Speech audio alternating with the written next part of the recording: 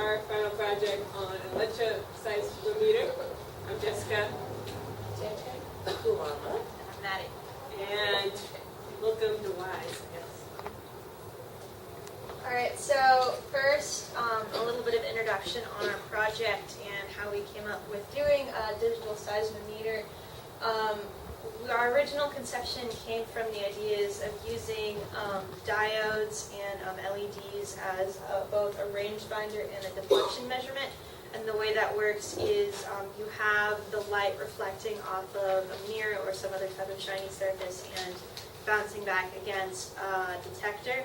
And the intensity that the light hits the detector at, you can calculate from there how far away the mirror is. And in addition, if you have two of them next to each other, you can calculate how much is hitting one versus how much is the other, and that will give you an X value. So we were thinking of ways that we could implement that, and one of the things we thought of was measuring how strong and in what direction earthquake waves are moving. Because the idea there is you're taking a wave and it's either manipulating a mirror up and down or manipulating a mirror back and forth, and you can calculate how strong the earthquake was.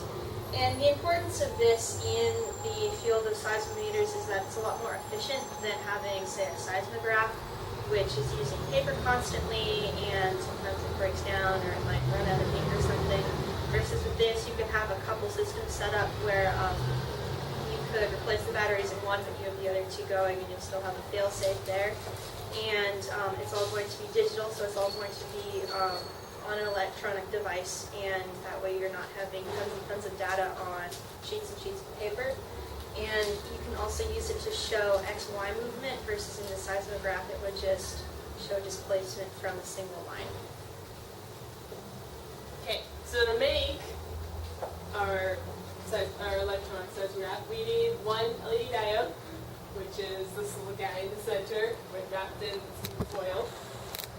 Two receiving detectors, which are these black, kind of look like LEDs, but they're different. And then an actual electronic detector, like our sensor that we hooked it up to, which is this big yellow thing that you'll see it in the demo, you'll see it in the results. That actually will receive, they'll receive the sensors from, they'll receive from the detectors the waves and stuff. And then we had a mirror, which we just used tin foil, that goes right there, and some cardboard and tape, as you can see. And when we put it all together, you have this bottom piece which goes inside the top piece, which creates a dome, so that when the light goes up, it flies off and bounces back into the detectors.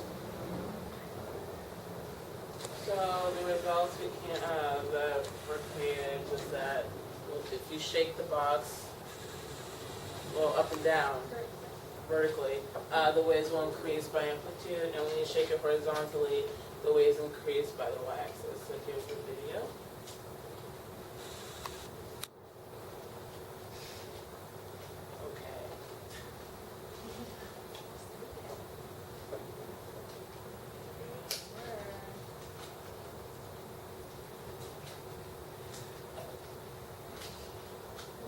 Suction detection where we have There's a little bit of repetition. here, it's a piece of paper on some cardboard inside, and it's hanging over two detectors and one in front and like in the center. And when you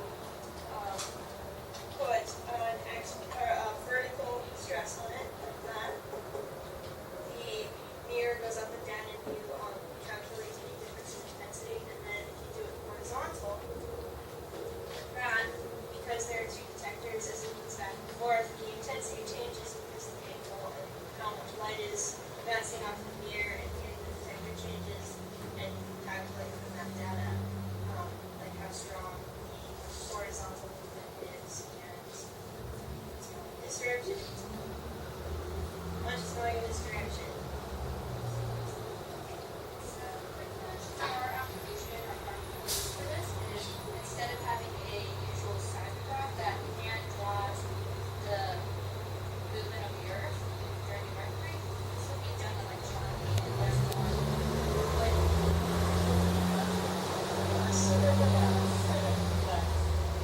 therefore would be more efficient in the sense that for right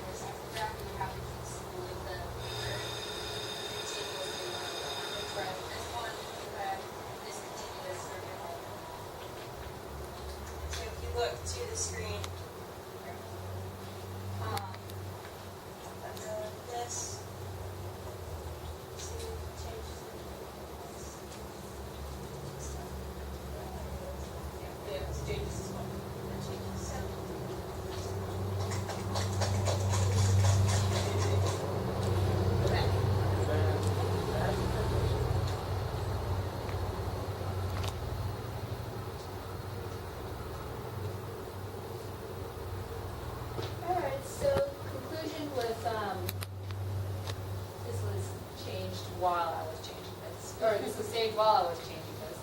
But, so our conclusions for the advantages and disadvantages for this design. First of all, it's both low energy and low cost for the reasons explained. You would only use a bit of power battery instead of consistent hooking up to a current, as opposed to like seismograph. So the seismometer uses a lot less energy, and it's also low cost in the sense that you would only need that charge to keep it going instead of having to continually use up a lot of paper and other resources to keep the meter working. The disadvantages of this design in particular is that the user interface is not intuitive at first. You would have to know ahead of time that the change in y-axis or the change in amplitude meant different displacement. For this sort of complicated design, it also has a relatively simple purpose.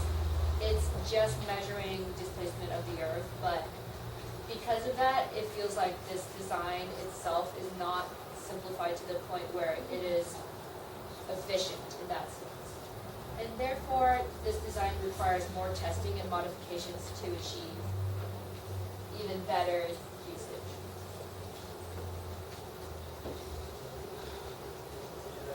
And acknowledgements. So I kind of wrote this slide. So everyone who worked, so all four of us, I want to acknowledge everyone who worked. I want to recognize the professor for allowing us and teach us more about dialects and everything. It's Catherine, because she's the one who created the Wise Up program. She's director. And the Wise Up sponsors associates, which means all of you guys, we thank you so much. And everyone who's part of Wise Up. And that concludes our presentation. Any questions?